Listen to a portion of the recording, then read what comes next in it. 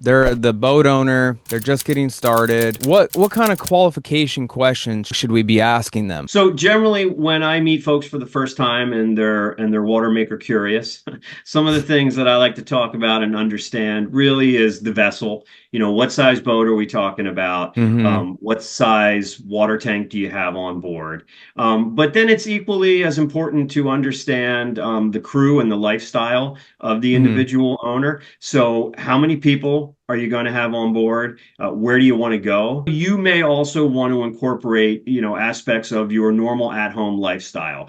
Things like, washing the dishes, not in salt water, if you could imagine, and or your clothes. So the closer you want to be to your on-land lifestyle, the more water you're going to consume on a daily basis. And a really good general rule of thumb is, when you're in your home every day, not thinking about water, just turning on the spigot, you are probably consuming in the neighborhood of 10 gallons per day per person.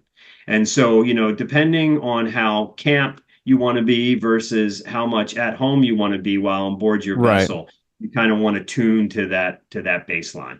Water makers, they come in descriptions of gallons per day. What does that actually mean when we're sizing it for a customer? You hit the nail right on the head. Far better descriptor, and or criteria should be gallons per hour Right. because you're in all likelihood not going to be running the water maker for 24 hours a day. Well, how many hours a day are you going to be offshore cruising? So I Mm-hmm. like to think about, a 3 to 5 hour window, and then how many gallons an hour are you going to make? So if you go back to my original equation of kind of a high watermark of being 10 gallons a day, if you have four people on board your sailboat and your water maker makes 14, 15 gallons an hour, if you can run that water maker 3 or 4 hours a day, you probably have ample water to top off your tanks, and still do a load of laundry once a week once the clothes have gotten salt drenched, right? And wash down the boat at the end of the day.